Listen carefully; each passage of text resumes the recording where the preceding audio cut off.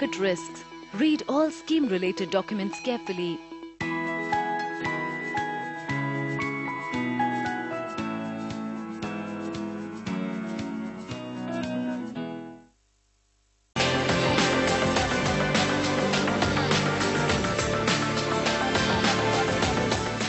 As the world turns into a global village and technology virtually shrinks the restrictions of time and space, catering to the new age business traveler is going to get tougher. Thomas Cook, along with the Taj Group of Hotels, recently kick-started a series of discussions from New Delhi looking at the convergence of travel and technology. Sam Pitroda, the architect of India's technology blueprint, inaugurated the event and initiated the discussion, foregrounding the challenges to designing a new user experience for the traveler. I went to US as a young man in early 60s. This was just about 48 years ago. And I have seen a great deal of change in technology related to travel in those 48 years.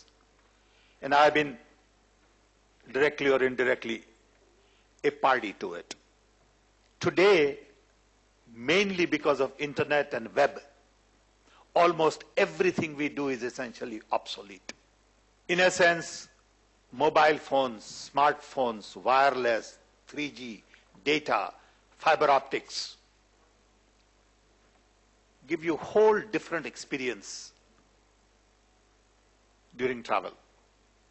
But a lot needs to be still done. Very little has been accomplished.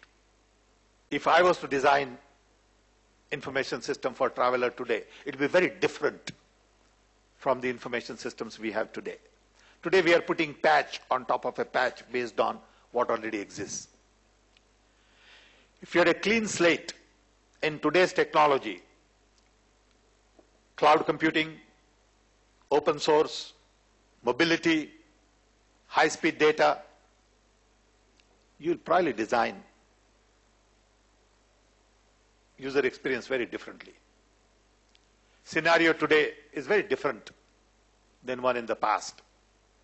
For the last 10 years, I've been working on sideline on mobile payment, which is a very complex business. Because mobile payment is not about just SMS and paying somebody.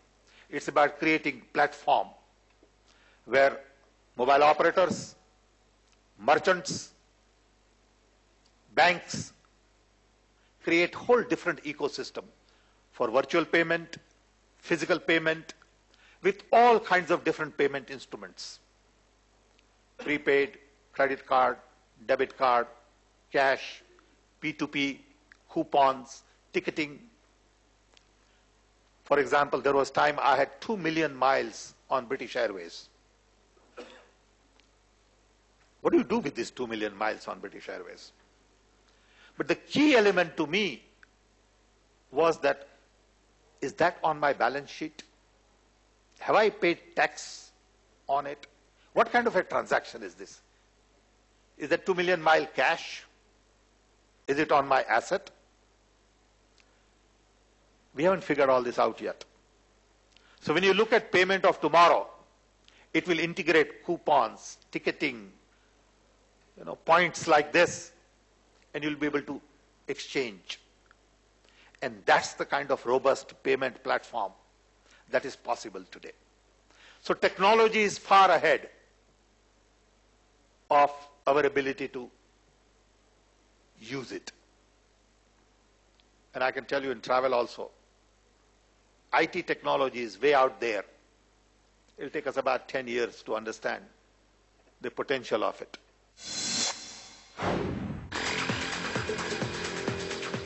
The white paper on convergence of travel and technology for 2012 was launched at the event, and the key findings presented to the audience.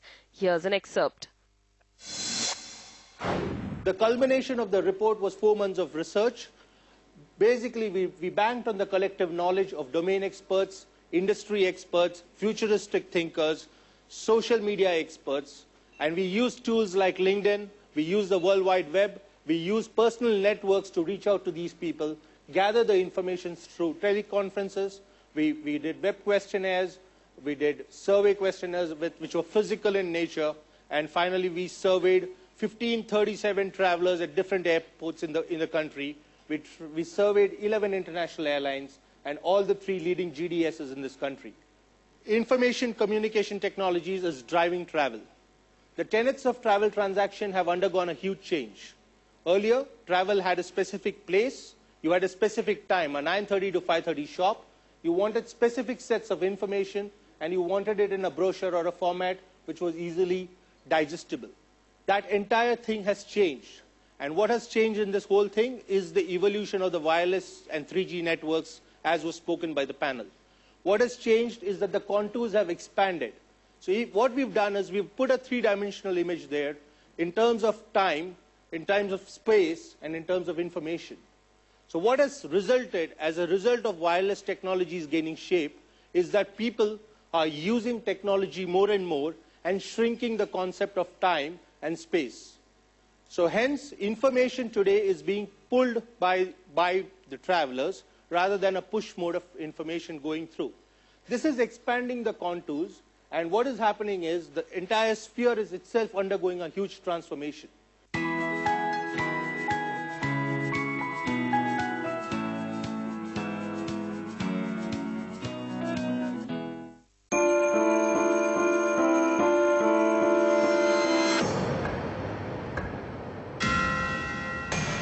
Good morning and welcome to First Hit. It's a good opening for the BSE mid-caps, 0.5% gains coming in. How do you see the global situation? Why is the euro falling? We'll get some answers. For international investors, you have the dollar to go to. But for the US investors, where do you go? First Trades, presented by BSE, Investors Protection Fund. Presented by BSE Investors Protection Fund. In association with Samsung Galaxy S3, designed for humans.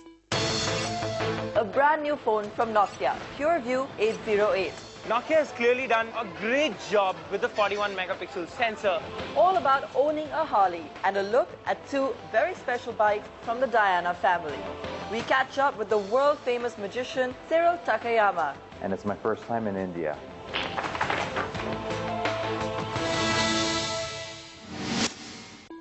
In association with Hyundai, this is where brilliance happens. You earn money and invest it to better your future. But for what? To lose it over some unread fine print? That's not fair. I urge you to be alert all the time. And I promise myself and you to fight back for your rights.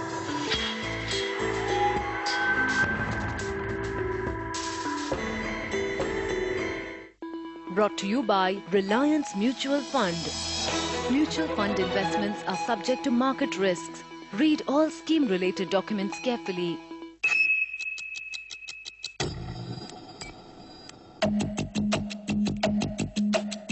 Lower the market goes, it becomes a safer place to invest. The Nifty is pretty close to the 5,000 mark. That's what the flavor of the market is today. Banking and capital goods are the most attractive sectors to play. It is completely an out-and-out traders market. Countdown, presented by BSE, Investors Protection Fund. Presented by BSE Investors Protection Fund in association with the Cheetah-inspired XUV 500 and Samsung Galaxy S3, designed for humans. At a time when the Indian economy is slowing down and the hope is that domestic demand will bait it out, we take you inside a company that's cashing in on that by giving thousands of Indian families the chance of a dream holiday. India has seen a sociological churn. People are moving from VFR, which is visiting friends and relatives, to my own holiday. People are saying it's my life. Join us as we take you inside one of the least known but fastest growing companies within the Mahindra empire. Only on Bloomberg UTV.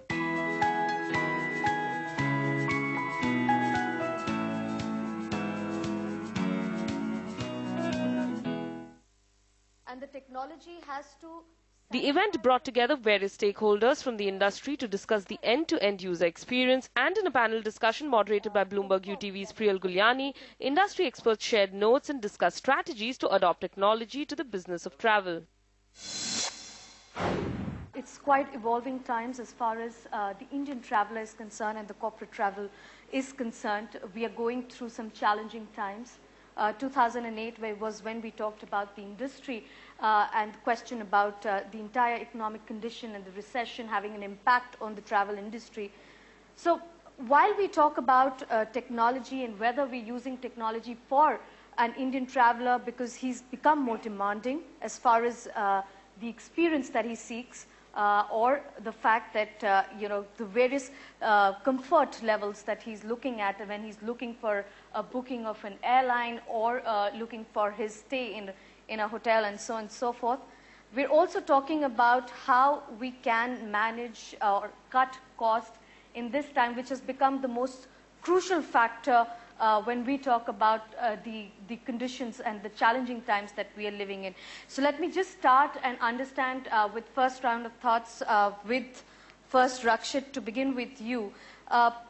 First and foremost, give us a sense in terms of when we're talking about the travel industry and the kind of scenario, has technology been used to make travel more affordable, whether it's for your corporate client or a client within high net worth? The unit cost of travel, I think the real unit cost of travel over time has only come down. So there have been massive productivity gains. In real terms, it costs a lot less today to travel from point A to point B than it did a long time ago. I think in no small measure has it been responsible for substantial expansion in international trade, the international mobility of labor, and all the sort of ancillary geopolitical sort of considerations of those things. All right. Now, as far as the white paper is concerned, give us a sense as to the key findings in terms of the convergence level. Where do we really stand? For me, the report or the white paper has sort of three main things that I think will have material implications for the way we do business. The first one is what we call the shrinkage of devices, where the entire industry is geared to cater to customers that transact on 21-inch screens. The way you consume and sort of choose, purchase and consume services on a 3-inch or a 4-inch screen is very, very different. The way, and that has material implications for the way you aggregate content, the way you present content, and aggregation and presentation, or aggregation and synthesis, has become more important than content production. Yeah, so there's no such thing as proprietary content anymore. What creates competitive advantages is whether you're able to present it in an individualized way that has relevance to the individual customer.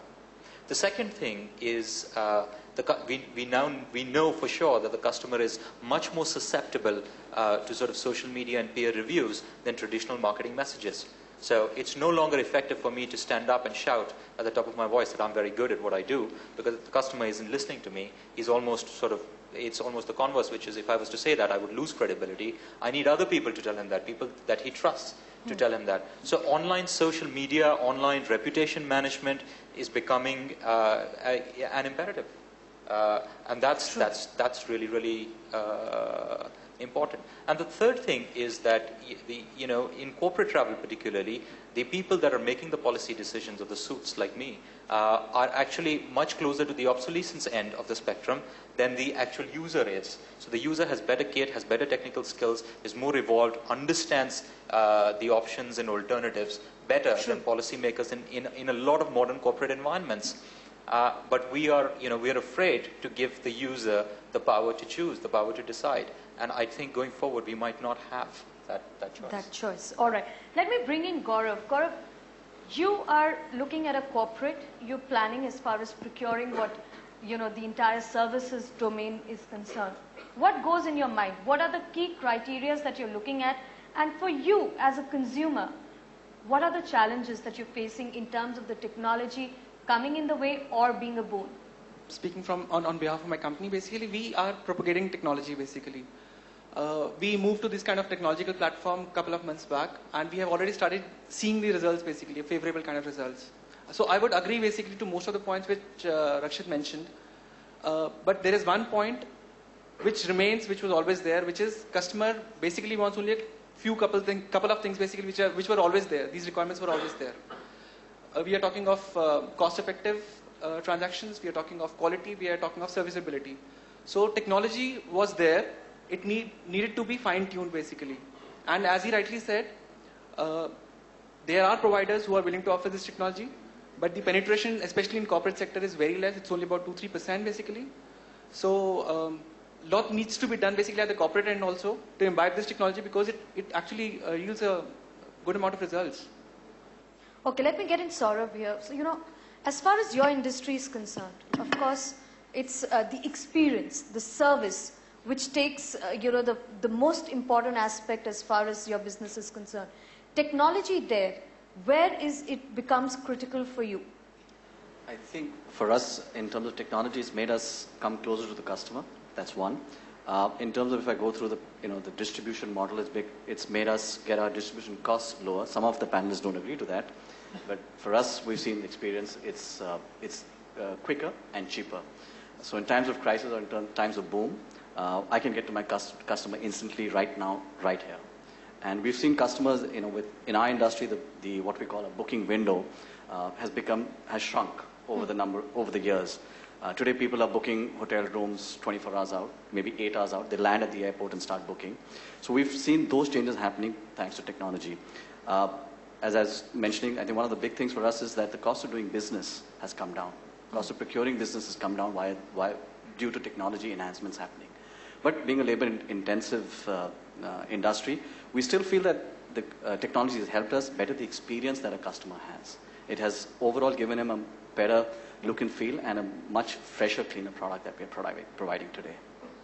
Today, when we are talking about a corporate plan or a corporate traveler, perhaps there is someone in his office who's making those bookings, right? But as far as booking in a hotel, it also comes with a personal sort of experience. What is it that you are able to offer, and differentiation there, right? The corporate traveler is becoming more and more discerning, and sometimes there is the flip side is what we call overload of information or overload of knowledge, and that leads to a little clutter in that space for both the customer and for us as a supplier. So that's where we got to be careful. We got to have a different message. We got to have a distinct message, and we got to get it to the customer first.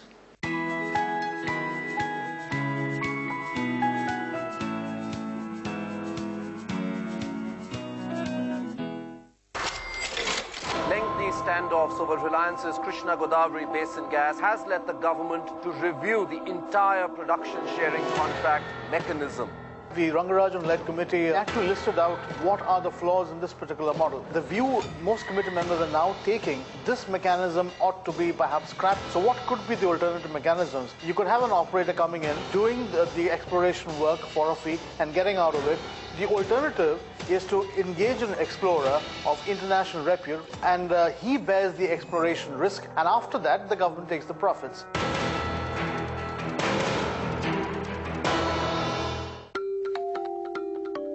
IMS Foundation, engaged in the overall development of engineering and manufacturing sectors in India, brings together a gamut of industries on the single largest platform. Reliance Broadcast Network Limited and Bloomberg UTV present IMS 2012. Book your space and get an opportunity to interact with global customers and industry leaders this September in Bengaluru.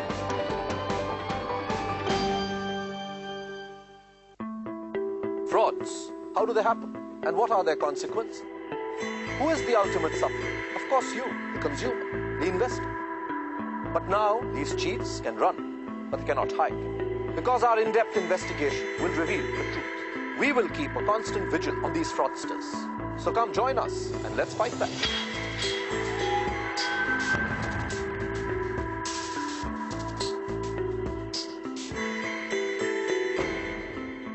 Brought to you by Reliance Mutual Fund. Mutual fund investments are subject to market risks. Read all scheme-related documents carefully.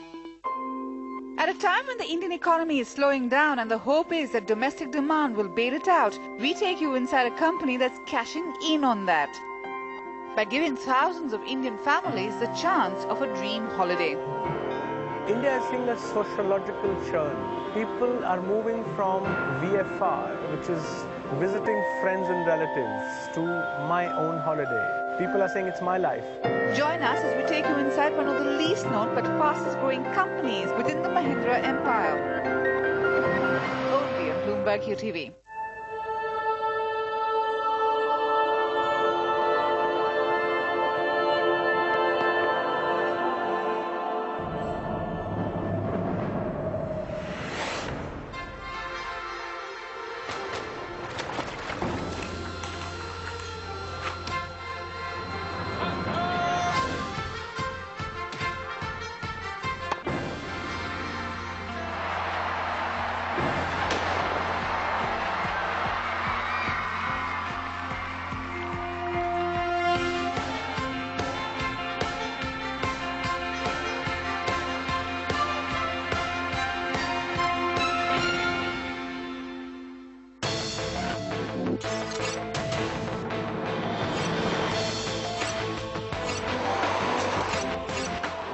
On the Autocar Show, we bring you an exclusive look at the cruise that has just got a half Chancellor.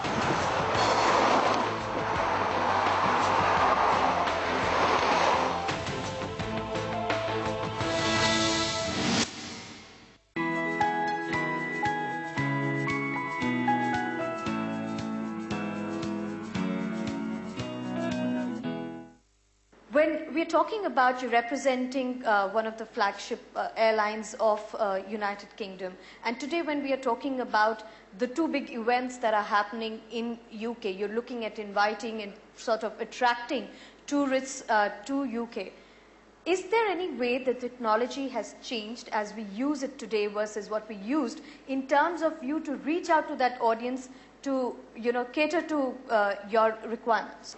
The way I see it is, I remember reading a book a few years ago, Thomas Friedman, and he said the world is flat.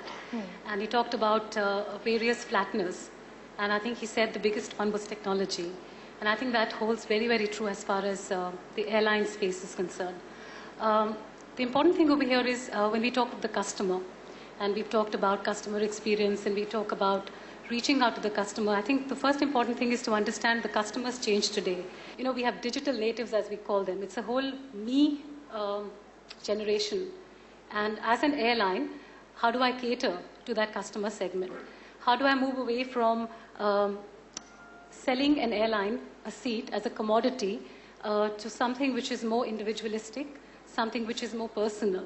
And that's how I'm going to create that differentiation between me and somebody else. And that's where, to answer your question, how do we connect with these customers? I think the first important thing is the realization that customers are all different. Each one is an individual.